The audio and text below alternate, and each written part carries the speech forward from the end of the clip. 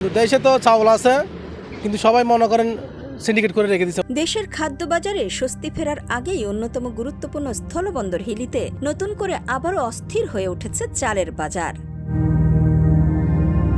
আমদানিকারক ও মিলারদের কথিত সিন্ডিকেটের কারণে কয়েকদিনের ব্যবধানে বেড়েছে বিভিন্ন ধরনের চালের দাম।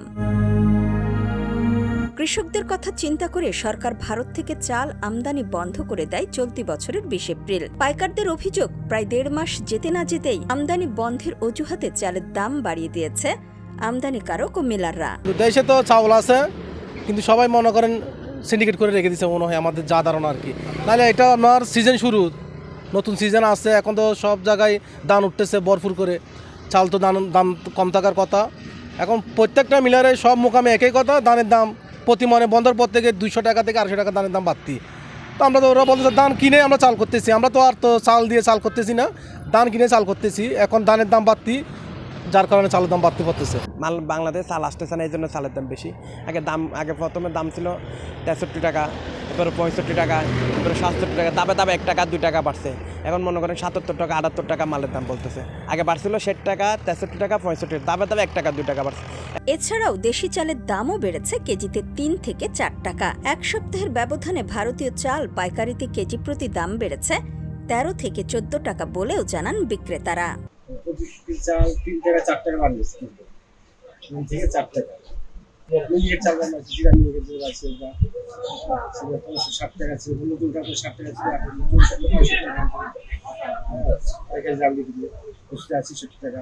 এলসি বন্দর করে সম্পাদনের যে চালটা, এই চালটা অস্বাভাবিক হারেই বাড়ছে। যে চালটা আমরা খুচরা বিক্রি করছি ৬৪ টাকা, অর্থাৎ ৬০ টাকা কিনছি, সেই চালটা এখন তারাই, যাদের কিছু স্টক আছে, যারা এলসি করে নিয়ে আসছে, তারা ৬৮-৬৯ টাকা তারাই বিক্রি করতেছে।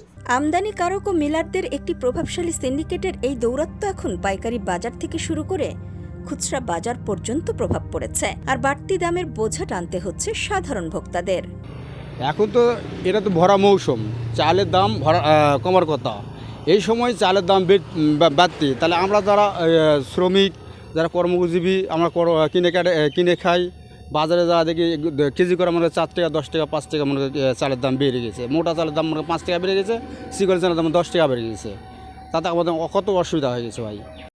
ভোগান্তি এখানে আমরা যেখানে ৪৬ টাকা ৪৭ টাকা চাল কিনতাম, এখন ৫০ টাকা, মনে করেন ৫৪ টাকা। এটা আমাদের হাতের নাগালে।